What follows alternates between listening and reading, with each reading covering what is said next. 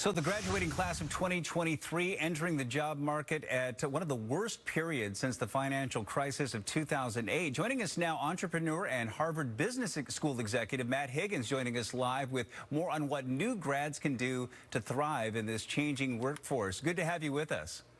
Oh, thanks for having me. So, Matt, you have predicted that at least 1 million jobs will disappear before the end of the year. Why is that, and what does that mean for recent grads?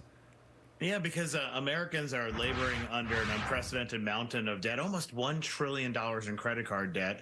And the Federal Reserve is trying to tame that beast called inflation. And they've said they want to get it down to 2%. Well, in order to do that, they predict that unemployment will be at 4.5% by the end of the year. It's about 1 million jobs. So my message to graduates is that you really got to prepare yourself for this rapidly changing economy. And there's some old adages that we tell our kids. You've outlined 5 outdated pieces of advice that parents give new grads. So what are these and why are they outdated?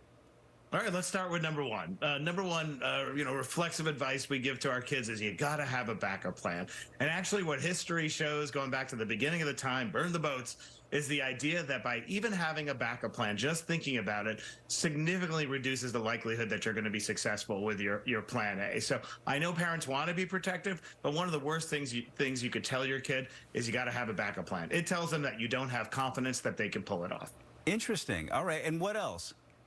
Okay, so that's number one. Number two, screen time. Parents, they see their kids on the phone. They think they're playing around on TikTok, wasting their time. While that might be true, actually AI, the only place you could learn about AI right now is actually Twitter. I mean, there are other tools out there, but Twitter is the real-time news aggregator. It's happening so quickly that you have to spend your time online in order to understand those tools. So when your kid has got their head in the phone, maybe ask them, are you building the next billion-dollar business? Yeah, there you go. Don't sweat the small stuff. That's outdated advice. We should sweat the small stuff. Yeah, and researching my book, what I found is the common thread through all different types of entrepreneurs is that they have a degree of anxiety, that the anxiety is the thing that actually propels them to bring their best to a situation. So while crippling anxiety, of course, is something we need to address, if your kid's coming to you and say, I feel anxious, well, talk it through, because not all anxiety is bad. You need to maintain what I call a state of optimal anxiety, enough to motivate you, but not too much to hinder your performance. Yeah, and if you're doing the work in taking that step towards that goal, then that would alleviate that anxiety, I would think. Also, what types of skills will set new grads apart from other job candidates in a flooded field, and how can they enhance their resume?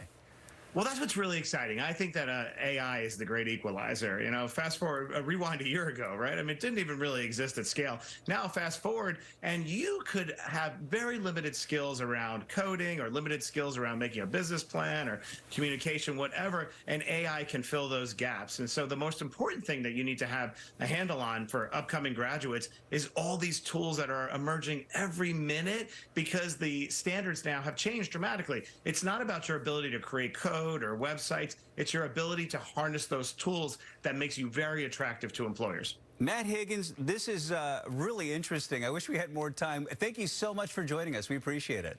Thanks for having me.